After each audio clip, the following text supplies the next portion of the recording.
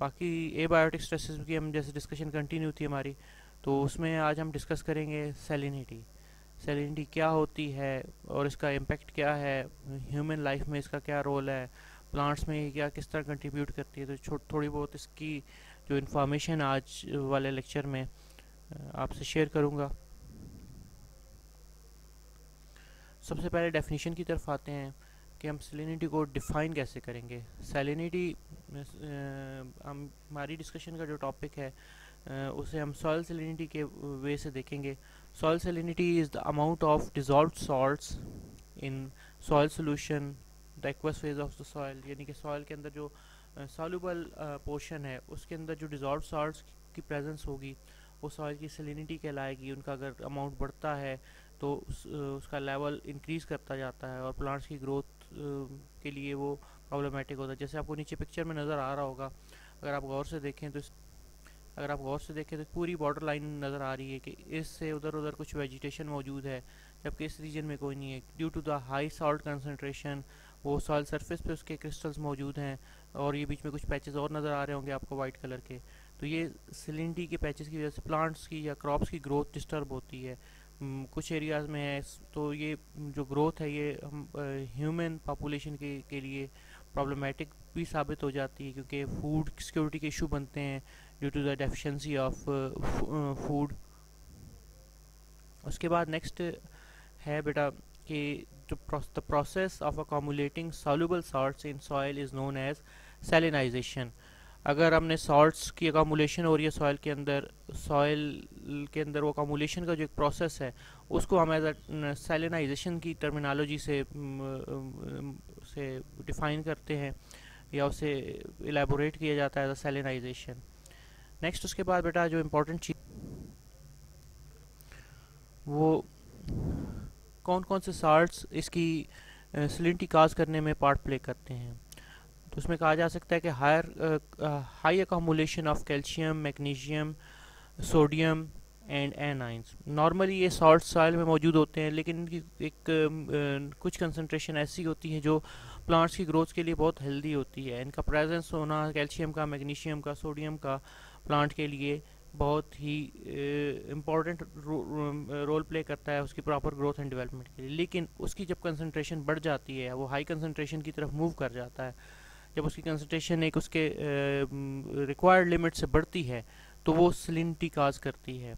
इसमें कुछ और एनाइंस भी हैं, सल्फेट्स हैं, नाइट्रेट्स हैं, आप कार्बोनेट्स हैं, बाइकार्बोनेट्स हैं, क्लोराइड्स हैं। तो नाइट्रेट्स के बारे में तो आपको पता है कि प्लांट्स में नाइट्रोजन की सप्लाई प्रोवाइड करते हैं, लेकिन ये सैलिनिटी का बायस भी बनते हैं। अगर इनकी का अमाउंट हायर कंसनट्रेशन में चला जाता है तो ये सॉइल के अंदर इनकी हाई कंसनट्रेशन प्लांट्स के अंदर न्यूट्रिएंट्स की अपटेक को, उसकी सॉइल की पीएच को डिस्टर्ब करती है, जिसकी वजह से जो रूट्स के लिए इन्वायरमेंट है वो कंड्यूसिव नहीं रहती, सूटेबल नहीं रहती। नेक्स्ट के बाद आता है सॉइल सैलिनिटी एक इम्पॉर्टेंट इशू है ग्लोबली, और उसकी जो कह सकते हैं ग्लोबली आपसे पहले डिस्कस कर चुका हूँ कि ये फूड सिक्योरिटी काज करता है के इश्यूज़ हैं। और अगर फूड की सप्लाई नहीं होती तो बहुत सारी कंट्रीज जिनमें सलाइन सॉइल्स की तादाद ज़्यादा है वहाँ क्रॉप्स ग्रो नहीं होती। वो डिपेंड करते हैं दूसरे कंट्रीज से फूड की सप्लाई के लिए कि उन्हें वहाँ से उस फूड की प्रोविज़न हो। तो उसके लिए उन्हें काफ़ी ज़्यादा इकोनॉमिकली प्रॉब्लम्स फेस करनी पड़ती हैं, हैवी इन्वेस्टमेंट करनी पड़ती है फॉर एक्वायरिंग देयर फूड। सो इसकी वजह से सोशियो इकोनॉमिक प्रॉब्लम्स क्रिएट होती हैं लोगों के लिए। जो एग्रीकल्चर सेक्टर से बिलोंग करने वाले लोग हैं उनको जो जॉब्स वहाँ एग्रीकल्चर सेक्टर में होती हैं ड्यू टू सैलिनिटी वो उन कंट्रीज़ में रिड्यूस हो जाती हैं। इकोनॉमिक लॉस होता है कि बाहर से जो वो मंगवाते हैं, इंपोर्ट करते हैं, उस पर हायर चार्जेस होते हैं, महंगी प्रोडक्ट्स मिलती हैं। तो ये सोशियो इकोनॉमिक प्रॉब्लम्स क्रिएट करते हैं। और इसके अलावा कहा जा सकता है कि कुछ स्टैटिस्टिक्स ऐसे हैं कि ये जो सैलिनिटी है ये ग्लोबल इश्यूज़ के तौर पे अगर देखा जाए तो ग्लोबली ये एग्रीकल्चरल लैंड्स के ऊपर इसका इम्पेक्ट है। और हम इसकी वजह से एनुअली जो है 806.4 बिलियन रुपीस पर ईयर जो है एग्रीकल्चर लैंड एग्रीकल्चर सेक्टर में due to the saline soils हम लॉस करते हैं। लो प्रोडक्शन यील्ड की वजह से क्रॉप की वो ग्रोथ नहीं आती, क्रॉप्स के लॉसेस होते हैं। और जो एक टारगेटेड यील्ड होती है किसी भी कंट्री की, वो अचीव नहीं की जा सकती। तो एनुअली ड्यू टू सैलिनिटी इतना नुकसान होता है, इतना लॉस फेस करना पड़ सकता है एग्रीकल्चरल एरियाज़ को। तो जो कंट्री एग्रीकल्चर पर डिपेंड करते हैं उनके लिए सबसे बड़ी एक कह सकते हैं प्रॉब्लमेटिक इशू है। उसके बाद हम आगे मूव करते हैं, वर्ल्ड ओवर सैलिनिटी की डिस्ट्रीब्यूशन क्या है, कितनी लैंड्स किस कंट्री में सैलिनिटी को की वजह से डिस्ट्रॉय हुई हैं या यूज़लेस हैं। तो वो देखेंगे हम इसमें कि सॉल्ट इफेक्टेड सॉइल्स जो परसेंटेज के हिसाब से जो इरिगेटेड एरियाज़ हैं जिनके अंदर जैसे लिया है या और इस तरह के एरियाज़ हैं जहाँ पे इरिगेशन सोर्स के थ्रू अप्लाई की जाती है, इरिगेशन सोर्स के थ्रू जैसे कैनाल्स हैं, वाटर की प्रोविज़न होती है क्रॉप्स को। तो ऐसे रीजन्स के अंदर अगर सॉइल्स को देखा जाए, जो सॉल्ट इफेक्टेड सॉइल्स हैं डिफरेंट कंट्रीज़ में उसकी डिफरेंट परसेंटेज मौजूद है।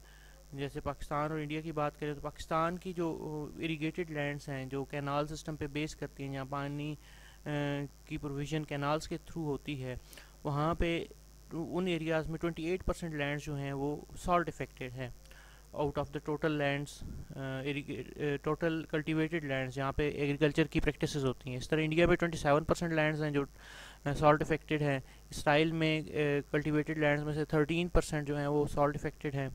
ऑस्ट्रेलिया में 20%, चाइना में 5%, इराक का 50% एग्रीकल्चर लैंड का जो है पोर्शन वो सॉल्ट इफेक्टेड है। सो उनकी फूड प्रोडक्शन जो है वो काफ़ी कम होती है, उन्हें बाहर दूसरे कंट्री से उसके लिए फूड के लिए इंपोर्ट करना पड़ता है।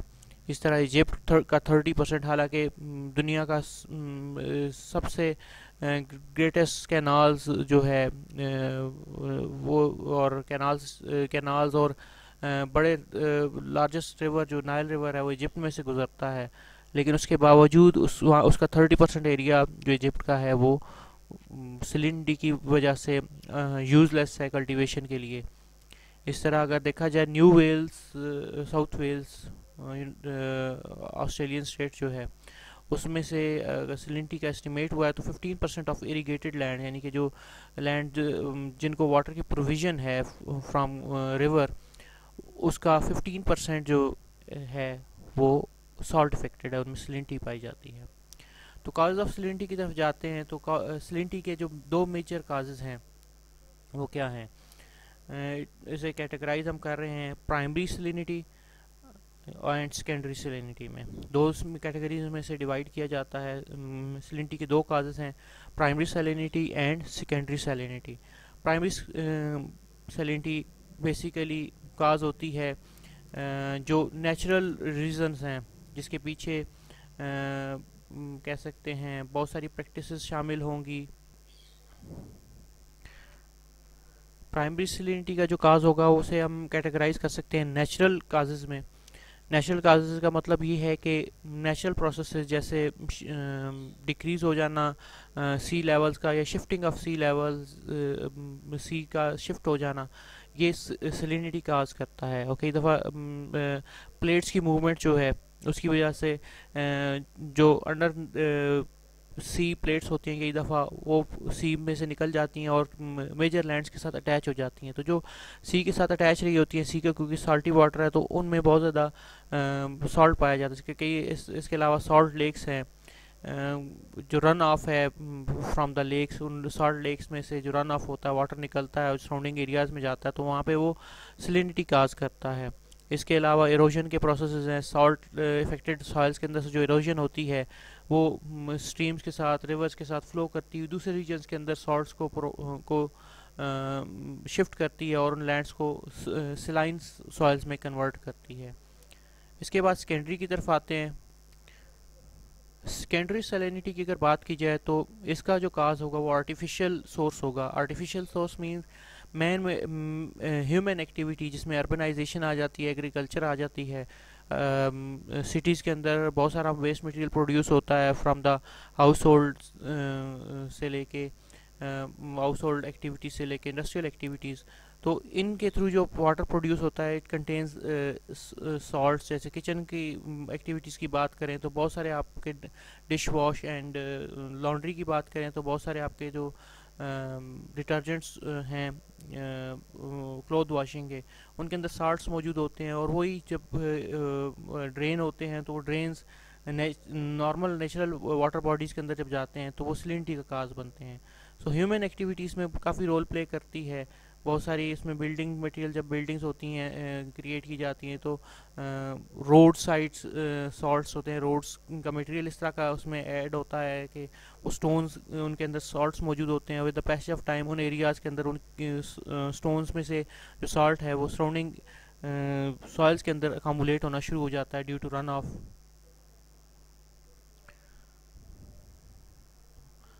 आगे हम इनकी ज़रा डिटेल डिस्कस करेंगे प्राइमरी और जो सेकेंडरी सलिनिटी है। प्राइमरी कॉज ऑफ सलिनिटी में प्राइमरी की रीज़न जो है जर्नल वेदरिंग ऑफ रॉक्स आ जाती है। डिटेल में इसलिए डिस्कस कर रहा हूँ कि कुछ पॉइंट्स उसमें क्लियर नहीं हो सके होंगे तो यहाँ थोड़े हो जाएंगे। तो जो नेचुरल रॉक्स मौजूद हैं, फास्फेट्स हैं, फास्फेट्स की फॉर्म में सल्फेट्स हैं, जो नेचुरली सॉइल के अंदर मौजूद स्टोन्स हैं या रॉक्स के पोर्शन हैं, तो with the passage of time उनकी वेदरिंग होती है। माउंटेनियस रीजन में ऐसे सॉल्टी एरियाज मौजूद हैं जिनकी वेदरिंग होती है, तो उनसे वाटर जब रन ऑफ करता है तो वो रिवर बॉडीज़ की तरफ जाता है और उनके थ्रू वो एग्रीकल्चर लैंड्स में जाता है और उनको सिलाइन कर देता है।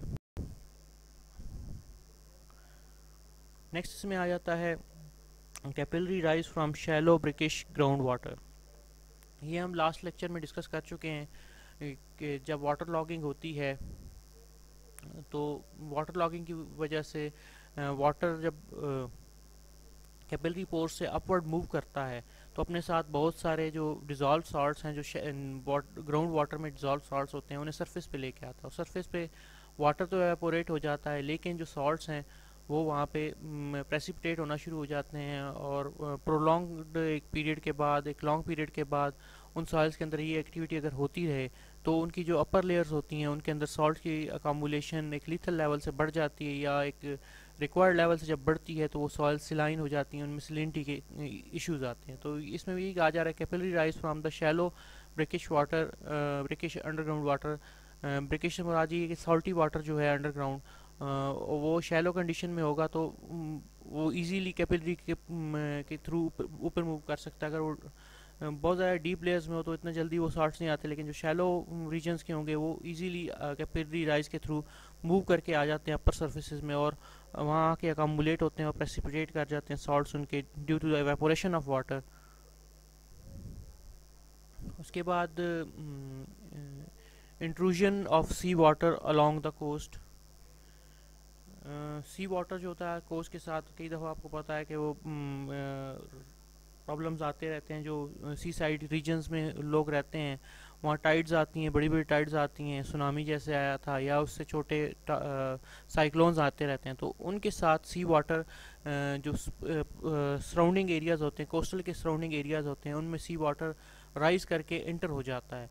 तो जब सी वाटर की फ्लडिंग होती है उन रीजन्स के अंदर, सी से वाटर आके फ्लडिंग करता है उन रीजन्स के अंदर, वो फ्लडिंग शॉर्ट पीरियड के लिए रहती है, लेकिन वो अपने साथ बहुत सारे सॉल्ट्स लेके आता है। वाटर तो एवापोरेट हो जाता है लेकिन वो सॉल्ट्स सॉइल के अंदर रह जाते हैं और कोस्टल एरियाज़ की वो सलिनिटी का बायस बनते हैं। तो वर्ल्ड ओवर जितने भी कोस्टल एरियाज़ हैं उनकी सॉइल्स बहुत ज़्यादा सलाइन होती हैं नियर विसिनिटी में। फार अवे जैसे जैसे हम मूव करते हैं कोस्टल एरिया से तो सॉइल की कंडीशन थोड़ी बेहतर होना शुरू हो जाती है, लेकिन कोस्टल रीजन जो होते हैं ये नेचुरली इनके अंदर due to the intrusion of sea water coastal areas में ड्यू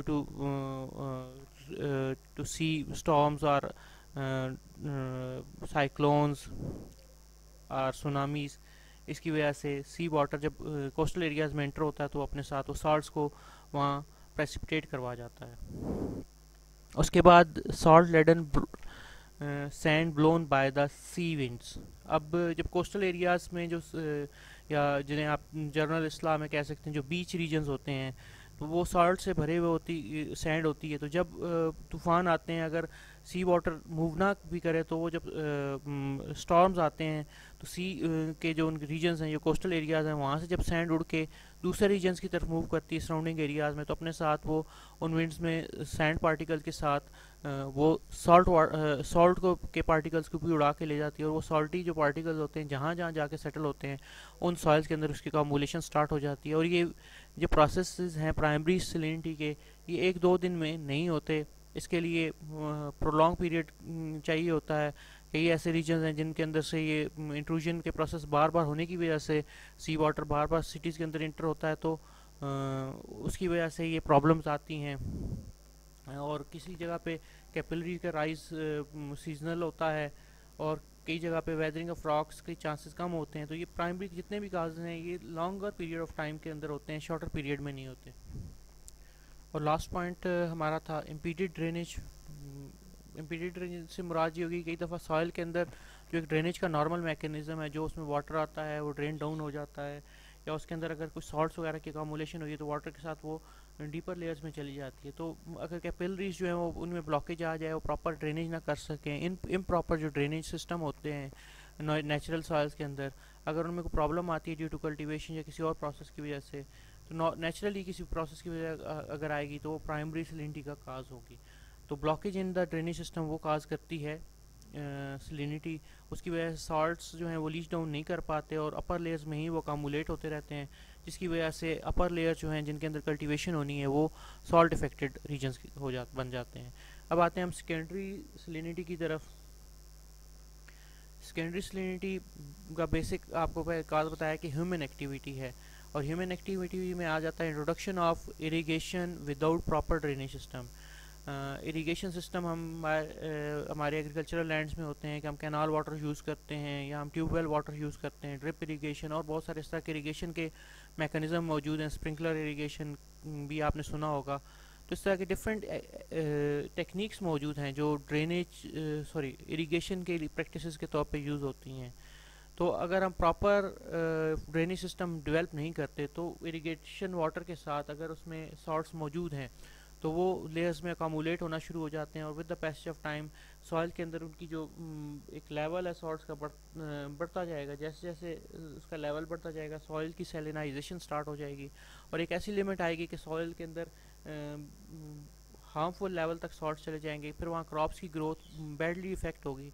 तो ये एक सेकेंडरी सलिनिटी का काज। और सीवियर कंडीशन में वो सॉइल कल्टीवेशन के काबिल नहीं रहती।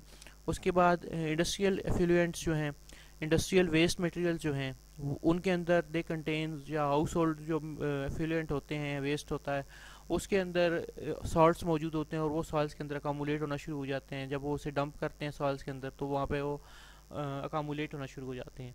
ओवर यूज़ ऑफ फर्टिलाइजर्स, जैसे नाइट्रेट्स की मैं बात कर रहा था अभी, एक उसमें आया था, तो ओवर यूज़ हम करेंगे सॉइल के अंदर नाइट्रेट्स की, या और हम कोई ऐसे एडिशन करते हैं, कैल्शियम को भी ऐड किया जाता है, मैग्नीशियम के भी फर्टिलाइज़र अप्लाई किए जाते हैं। तो मैग्नीशियम, कैल्शियम और जितने भी जो सॉल्ट्स हैं वो अगर ओवर यूज़ में आ जाते हैं फर्टिलाइज़र की वजह से, फर्टिलाइज़र के ओवर यूज़ की वजह से वो सॉइल की सेकेंडरी सैलिनिटी का बायस भी बन सकते हैं। Removal of natural plant covers, अब किसी रीजन के अंदर जो नेचुरल प्लांट स्पीशीज़ मौजूद हैं अगर उनको रिमूव किया जाता है, वहाँ अपनी एग्रीकल्चर प्रैक्टिस स्टार्ट की जाती हैं, या अर्बनाइजेशन स्टार्ट की जाती है, हाउसिंग स्कीम्स बनाई जाती हैं, तो उसकी वजह से जो नेचुरल वहाँ प्लांट स्पीशीज़ होती हैं उनमें ये एबिलिटी मौजूद होती है कि वो उन सॉल्ट्स को एब्जॉर्ब करते हैं और सॉइल की प्रोफाइल को मेंटेन रखते हैं, ड्रेनेज सिस्टम को मेंटेन रखते हैं नेचुरल प्लांट स्पीशीज़। वहाँ पे हम अपनी मर्ज़ी से जब क्रॉप्स लगाते हैं या बिल्डिंग्स बना लेते हैं तो उसकी वजह से उन प्लांट कवर्स की, नेचुरल प्लांट कवर्स की एब्सेंस की वजह से सॉल्ट अकामुलेशन स्टार्ट हो जाती है उन रीजन्स के अंदर। Flooding with salt rich waters, अब फ्लडिंग से यहाँ मुराद ये होगी कि आप इरिगेशन करते हो और इरिगेशन की एक टेक्निक है जिसमें आप खुला पानी लगा दिया जाता है, जिसे फ्लडिंग कहते हैं। फ्लड इरिगेशन एक टाइप है जिसमें स्टैंडिंग वाटर होता है, फील्ड के अंदर खड़ा रहता है। या इसके अलावा आप कह सकते हैं जैसे राइस में फ्लडिंग कंडीशन में राइस को ग्रो किया जाता है, तो राइस की अगर फ्लडिंग की जाए सॉल्ट रिच वाटर से, ऐसा ग्राउंड वाटर यूज़ किया जाए जिसके अंदर सॉल्ट्स मौजूद हों, या ऐसा कैनाल वाटर यूज़ किया जाए जो किसी इंडस्ट्री के पास से होकर आ रहा हो और उसमें उन्होंने अपना इंडस्ट्रियल एफ्लुएंट डाला हुआ और वो उसके अंदर सॉल्ट्स की तादाद ज़्यादा हो, तो फ्लडिंग कंडीशन में जब वहाँ पे वाटर के अंदर सॉल्ट्स मौजूद होंगे, तो वाटर एवेपोरेट होने के बाद वो सॉल्ट्स तो प्रेसिपिटेट करते हैं, सॉइल के अंदर ही रह जाते हैं, वो लीच डाउन नहीं करते और वो सॉइल की जो प्रोफाइल है उसको सलिनिटी की तरफ लेके जाते हैं। High water table and use of poor quality ground water for irrigation. जो वाटर टेबल है अगर वो राइज करना शुरू कर जाए, एक बहुत इंपॉर्टेंट चीज़ हमने पढ़ी थी वाटर लॉगिंग में वाटर टेबल ही राइज करता है और उसके जो कैपिलरी रीजन्स हैं वो सेचुरेट हो जाते हैं वाटर के साथ। जब वाटर टेबल राइज करता है तो उसकी वजह से, और साथ साथ सेकेंडली हम अगर पुअर क्वालिटी ग्राउंड वाटर को एज ए इरीगेशन सोर्स के तौर पर यूज़ करते हैं, दोनों ही कंडीशन में जो ग्राउंड वाटर है जिसके अंदर जो सॉल्ट्स मौजूद होते हैं, वो डिज़ोल्व सॉल्ट्स जो हैं वो अपर लेयर्स के अंदर अकामुलेट होना शुरू हो जाते हैं। वो नेचुरली भी हाई वाटर टेबल की वजह से हो सकते हैं, अपर रीजन में आ सकते हैं। दूसरा ये कि हम खुद वहाँ पे वेल्स डिग करके ट्यूब वेल्स के थ्रू ग्राउंड वाटर जो जिसकी क्वालिटी अच्छी नहीं है, उसमें साल्ट्स मौजूद हैं, कार्बोनेट्स मौजूद हैं, बाई कार्बोनेट्स मौजूद हैं, तो उसे अप्लाई करते रहेंगे तो continuous application of poor ground water जो है वो सॉइल के अंदर कार्बोनेट्स, बाई कार्बोनेट्स और कई दफ़ा नाइट्रेट्स भी मौजूद होते हैं, उनका अमाउंट बढ़ा देता है। तो उसके बड़े हुए अमाउंट की वजह से वो सॉइल्स होती हैं वो सिलाइन हो जाती हैं, उनमें कल्टीवेशन, प्लांट की ग्रोथ डिस्टर्ब होती है और जिसकी वजह से कई दफ़ा वो लैंड्स को बैरन छोड़ना पड़ जाता है। आफ्टर 10 और 20 ईयर्स के बाद वो यूज़लेस हो जाती हैं सॉइल्स।